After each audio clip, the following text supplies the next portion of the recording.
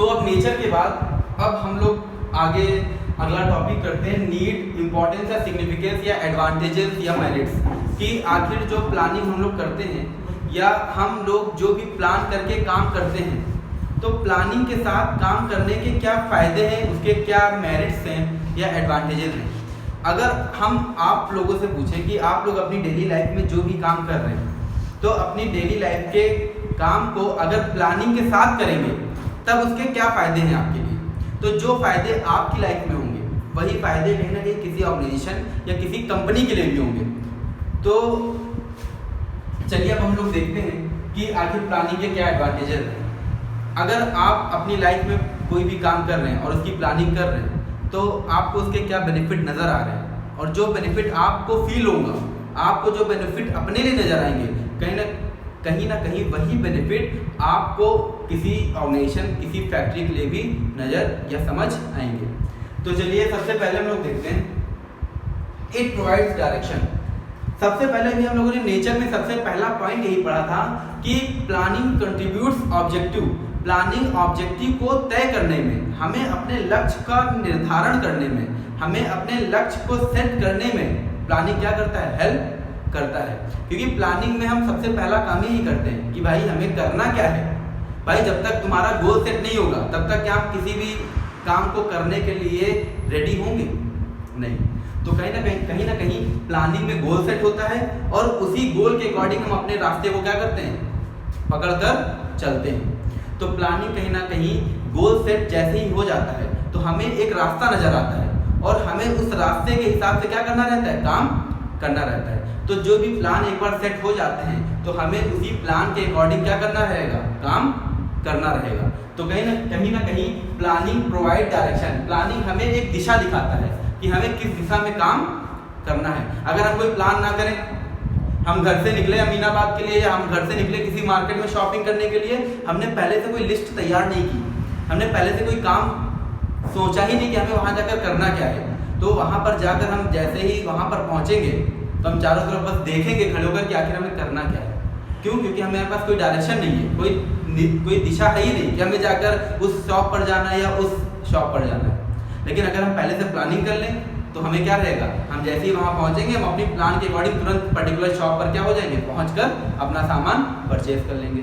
तो प्लानिंग कहीं ना कहीं हमें डायरेक्शन दिखाने का क्या कर रहा है, काम कर रहा है। दूसरा क्या है, अच्छा प्लान करके काम करने से काम सही ढंग से होता है या बिना प्लानिंग के काम करोगे तो काम सही ढंग से होगा? प्लान करके। और प्लान करके काम करने से काम में रिस्क ज्यादा होता है या कम होता है? लेस। कम होगा, लेस होगा। और अगर बिना प्लान के साथ काम कर रहे हैं तो रिस्क क्या होगा, ज्यादा होगा। हम ग्राउंड पे चले गए बिना प्लानिंग के साथ, चलो मैच खेलते हैं, हारेंगे तो ठीक है, जीतेंगे तो ठीक है, कोई प्लानिंग नहीं है, सब अपनी मर्जी से खेल रहे हैं, तो वहाँ पर हारने के रिस्क ज़्यादा हैं, मैच में रिस्क ज़्यादा है। लेकिन हाँ, हमने प्लानिंग कर ली कि भाई इस तरीके से ये पहला ओवर जाएगा, ये दूसरा ओवर जाएगा, ये इस तरीके से टीम को लीड करेगा, अगर ये फेल हो जाता है तो इसका बैकअप के लिए ये तैयार है प्लेयर हमारा, तो वहाँ पर हमारे रिस्क उतने ही क्या होंगे, कम होंगे। तो कहीं ना कहीं उसी तरह ऑर्गेनाइजेशन में भी जब प्लानिंग के साथ काम होते हैं तो उस ऑर्गेनाइजेशन में रिस्क उतना ही कम हो जाता है। तो reduce risk of uncertainties. Uncertainties का मतलब क्या होता है, सर्टेन का मतलब जो फिक्स है, अनसर्टेन मतलब जो जिसमें अनिश्चितता होती है, जिसमें हमें चीजें पता नहीं है कब क्या हो जाए। तो कहीं ना कहीं प्लानिंग हमारी अनसर्टेनिटीज को क्या कर देता है, कम कर देता है, हमारे रिस्क को कम कर देता है। फिर planning reduce overlapping and wasteful activities. अब ये बताओ, जब हम प्लानिंग के साथ काम करेंगे तो हमारी जो एक्टिविटीज़ हैं उसका जो वेस्टेज है वो उतना ही कम होगा या ज़्यादा होगा? कम होगा, वेस्टेज कम होगा। और जो काम की ओवरलैपिंग है वो भी क्या होगी, कम होगी। क्यों? क्योंकि अगर प्लान के साथ काम करेंगे तो हमें एक फिक्स, सबकी रिस्पॉन्सिबिलिटी फिक्स है और हर पर्सन अपनी रिस्पॉन्सिबिलिटी के साथ काम करेगा। लेकिन बिना प्लानिंग के, बिना किसी की रिस्पॉन्सिबिलिटी फिक्स किए काम चल रहा है तो पता चला कहीं पर किसी को बुलाया गया तो किसी को कुछ प्लानिंग के साथ कुछ काम हो ही नहीं रहा है, तो सब वहाँ क्या हो गए, एक साथ पहुँच गए, तो वहाँ पर काम में ओवरलैपिंग हो जाएगी। लेकिन अगर सबको अपने काम की पर्टिकुलर जिम्मेदारी दे दी गई, प्लान के साथ सबको काम बता दिया गया, तो वहाँ पर ओवरलैपिंग होने के चांसेस उतने ही क्या हैं, कम है। फिर आता है प्लानिंग प्रमोट्स इनोवेटिव आइडियाज। अच्छा, प्लानिंग होती क्या है, फिजिकल या मेंटल? मेंटल। और जब मेंटल एक्सरसाइज है तो हम प्लानिंग के लिए अपने दिमाग को क्या करेंगे, चलाएंगे। और जितना ज़्यादा दिमाग चलाएंगे हमारे दिमाग में उतने ही ज़्यादा नए नए आइडियाज आएंगे। तो प्लानिंग कहीं ना कहीं इनोवेटिव आइडियाज को प्रमोट करता है। इनोवेटिव आइडियाज का मतलब है कि नई नई थिंकिंग, नई नई सोच को ये क्या करता है, हमारे दिमाग से बाहर लाता है। और अगर हम कोई प्लानिंग ही ना करें तो क्या हमारे दिमाग से इनोवेटिव आइडिया कभी बाहर आ पाएंगे? नहीं। फिर आता है फैसिलिटेट डिसीजन मेकिंग। ये नेचर में भी देख चुके हैं कि प्लानिंग डिसीजन लेने में भी क्या करता है, हेल्प करता है। और इस्टेब्लिश स्टैंडर्ड फॉर कंट्रोलिंग। अच्छा, प्लान है, सब कुछ है, काम कर रहे हैं, मगर उसकी कोई कंट्रोलिंग ना हो। जैसे स्कूल में है, टीचर पढ़ा रहे हैं, सब कुछ हो रहा है, एक्टिविटीज़ भी हो रही है, मगर स्टूडेंट्स सब अच्छे से काम भी कर रहे हैं, मगर स्टूडेंट्स को कोई कंट्रोल नहीं है, उनकी इवैल्यूएशन नहीं हो पा रही है कि स्टूडेंट्स किस लेवल पे है, कितने पानी में है। तो बताओ, क्या कभी हम अच्छे रिजल्ट दे पाएंगे, या हम क्या ये समझ पाएंगे कि आखिर हम सही जा रहे हैं, गलत जा रहे हैं? भले हम सही जा रहे हैं, लेकिन जब तक हम उसको इवेल्युएट नहीं करेंगे, जब तक हम उसको कंट्रोल नहीं करेंगे कंटिन्यू प्रॉपरली, तब तक कहीं ना कहीं हमारा रिजल्ट उतना बेटर या हम उतने अच्छे तरीके से काम नहीं कर पाएंगे। क्यों? क्योंकि कंट्रोलिंग बहुत ज़रूरी है। जब तक हम कंट्रोलिंग नहीं करेंगे, और कंट्रोलिंग होगी किसकी, कंट्रोलिंग उसी के अकॉर्डिंग होगी जिस हिसाब से हमने प्लान कर रखा है। तो प्लानिंग या प्लान ने कहीं ना कहीं कंट्रोलिंग करने के लिए हमें क्या दे दिया, प्लेटफॉर्म दे दिया, हमें एक बेस इस्टेब्लिश करके दे दिया कि भैया हमें इस लेवल पे कंट्रोलिंग करनी है, इसके हिसाब से कंट्रोलिंग करनी है। तो कहीं ना कहीं planning establish standard for controlling. तो ये प्लानिंग के एडवांटेजेस या उसके बेनिफिट्स थे। अब हम देखते हैं, हर चीज़ के दो पहलू होते हैं, हर सिक्के के दो पहलू हैं। अगर किसी चीज़ के कुछ फ़ायदे हैं तो उसके कुछ नुकसान भी हैं। अगर हम किसी भी मर्ज को ख़त्म करने के लिए कोई दवाई खा रहे हैं तो वो एक बीमारी तो ख़त्म कर रहा है, लेकिन कहीं ना कहीं उसका एक निगेटिव इम्पैक्ट भी हमारी बॉडी पर क्या हो रहा है, पड़ रहा है। उसी तरह हर चीज़ के दो इम्पैक्ट हैं। अगर हमने उसका एक पॉजिटिव इम्पैक्ट देखा है तो आखिर उसकी क्या लिमिटेशंस हैं, प्लानिंग के क्या डिसएडवांटेजेस हैं, अब उसके बारे में बात करते हैं। तो सबसे पहला, अच्छा, अब ऑर्गेनाइजेशन के अंदर सारी प्लानिंग हो गई, सब काम हो गया, सारी प्लानिंग सबको कम्युनिकेट कर दी गई, इन्फॉर्म कर दी गई। अब सारा स्टाफ उसी प्लान के अकॉर्डिंग क्या कर रहा है, काम कर रहा है, सारा स्टाफ उसी के अकॉर्डिंग काम कर रहा है। तो अब बताओ, अगर किसी पर्टिकुलर काम को करने के लिए स्टाफ को बताया गया किस तरीके से वो काम करना है, तो स्टाफ अब आंख बंद करके उसी तरीके से उस काम को क्या करेंगे।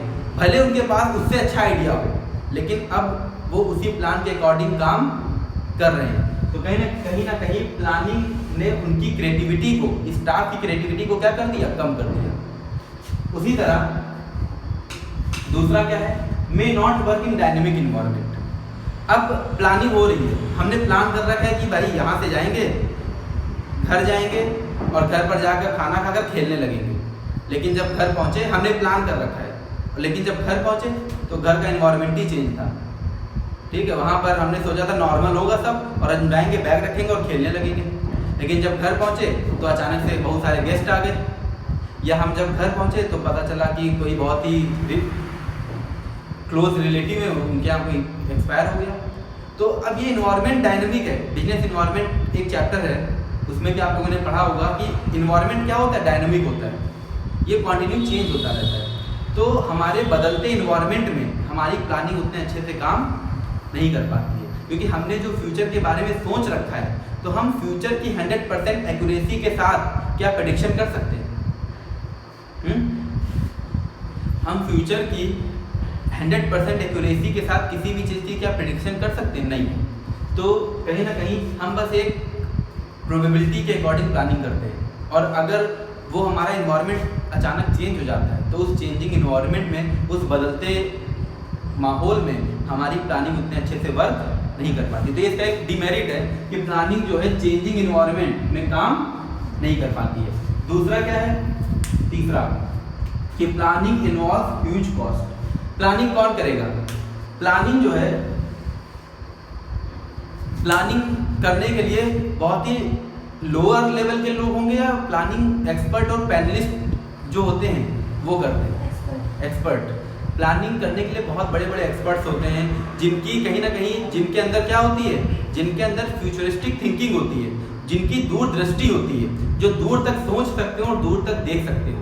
और वो एक्सपर्ट जब प्लानिंग करेंगे तो वो एक्सपर्ट अपनी स्किल और अपनी नॉलेज का ऑर्गेनाइजेशन से, कंपनी से उस स्किल के बदले अच्छी खासी अमाउंट भी क्या करेंगे, वसूलेंगे। तो कहीं ना कहीं प्लानिंग इन्वॉल्व ह्यूज कॉस्ट, इसमें ज़्यादा पैसा लगता है। फिर आता है it is time consuming process. Planning ऐसा नहीं कि रातों रात प्लानिंग हो जाती है। किसी भी ऑर्गेनाइजेशन के अंदर प्लानिंग करने से पहले हम अपने पास्ट को देखते हैं, हम उस तरीके के बिजनेस के पास्ट को देखते हैं, हम फ्यूचर के बारे में सोचते हैं, हम प्रेजेंट की सिचुएशन की एनालिसिस करते हैं और बहुत सारी फील्ड की एनालिसिस करने के बाद, बहुत सारे सिनेरियो को देखने और समझने के बाद तब जाके प्लानिंग कहीं ना कहीं हो पाती है। और ये सारा काम करने में कोई 1-2 दिन या 1-2 रात का टाइम नहीं लगता है, काफ़ी टाइम लगता है। तो प्लानिंग एक टाइम कंज्यूमिंग प्रोसेस है। और लास्ट, आप लोगों ने सोच रखा है कि बोर्ड का एग्जाम देंगे और बीएसटी में 99 नंबर आएंगे, ये प्लानिंग कर रखी है, उस प्लानिंग के हिसाब से आप पढ़ाई भी कर रहे हैं, लेकिन क्या इस बात की कोई गारंटी कि आपके 99 ही आ जाए? नहीं, हो सकता है आपके कितने 90 रह जाएं या 90 प्लस हो मगर 99 ना आ पाए, या हो सकता है 100 भी आ सकते हैं। तो कहीं ना कहीं प्लानिंग क्या गारंटी की सक्सेस की गारंटी देता है? नहीं। तो planning does not give the guarantee of success. बस हम अपने एफर्ट दे सकते हैं और हम सक्सेस के लिए काम कर सकते हैं, लेकिन उस प्लानिंग की वजह से क्या हमें सक्सेस की गारंटी मिल गई? ऐसा बिल्कुल भी नहीं है। तो ये उसकी लिमिटेशंस हैं। तो ये 5 लिमिटेशन है, ये रिपीट हो गई क्रिएटिविटी वाली। और इसी में एक लिमिटेशन और है, it leads to rigidity. Rigidity का मतलब होता है स्टैटिक, स्थिर। प्लानिंग जो होती है, अगर हमने एक बार प्लानिंग कर ली तो कहीं ना कहीं हम उसी प्लान के अकॉर्डिंग क्या करने लगते हैं, काम करने लगते हैं। प्लानिंग को इतनी आसानी से चेंज नहीं किया जा सकता, क्योंकि प्लानिंग करने में काफ़ी ज़्यादा पैसा लग चुका है, काफ़ी ज़्यादा एफर्ट्स लग चुके हैं। तो कहीं ना कहीं planning leads to rigidity. Planning rigidity मतलब स्टैटिक, स्थिरता को अपनाता है। प्लानिंग इतनी आसानी से कॉन्टिन्यूसली चेंज नहीं हो सकती, ये भी इसकी क्या है, लिमिटेशन है। तो ये इसके कुछ एडवांटेजेस और कुछ लिमिटेशंस हैं और फीचर्स हम लोग देख चुके हैं। अब हम लोग अगला टॉपिक देखते हैं कि आखिर प्लानिंग का प्रोसेस क्या है। तो अब नेक्स्ट जो टॉपिक है, सेकेंड लास्ट, प्लानिंग का प्रोसेस। उसके बाद एक छोटा सा टॉपिक है टाइप्स ऑफ प्लान। उसके बाद हमारे पूरा चैप्टर वाइंड अप हो जाएगा। तो चलिए अब हम लोग एक नेक्स्ट टॉपिक देखते हैं, प्रोसेस, प्लानिंग का प्रोसेस।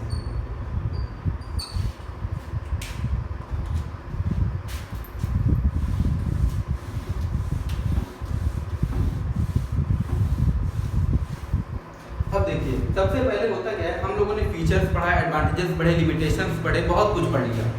यहाँ पर पॉइंट्स को हम ऊपर नीचे कर सकते हैं, कोई भी पॉइंट कहीं पर भी लिख दें, इसका कोई सीक्वेंस नहीं होता है। लेकिन जो प्रोसेस होता है, चाहे वो प्लानिंग का हो, चाहे वो स्टाफिंग का हो, चाहे वो कंट्रोलिंग का प्रोसेस हो, चाहे वो ऑर्गेनाइजिंग का प्रोसेस हो, प्रोसेस का एक प्रॉपर सीक्वेंस होता है और हमें अपने प्रोसेस को उसी सीक्वेंस में अडॉप्ट करना पड़ता है, या उसी सीक्वेंस में हम कह सकते हैं कि लोग अडॉप्ट करते हैं। तो प्रोसेस में हम बहुत ज़्यादा ऊपर नीचे नहीं कर सकते कि हमने 7th वाला पॉइंट 5th पे लिख दिया, 5th वाला फर्स्ट लिख दिया, फर्स्ट वाला लास्ट कर दिया, इससे पूरा आंसर गड़बड़ हो जाता है। प्रोसेस का एक प्रॉपर सीक्वेंस होता है और उस सीक्वेंस के ऑर्डर में हमें अपने पॉइंट्स को मेंशन करना रहता है। तो अब सबसे पहली बात कि चलो वहाँ पर तो पॉइंट्स याद रहेंगे तो ऊपर नीचे करके लिख देंगे, यहाँ सीक्वेंस में कैसे याद रख पाएंगे इतना? तो उसका भी सिंपल सा तरीका है और उस तरीके को अभी हम समझाएंगे और वो प्रोसेस भी आसानी से आपके माइंड में सेटअप हो जाएगा, बैठ जाएगा। तो चलिए अब हम लोग प्रोसेस देखते हैं।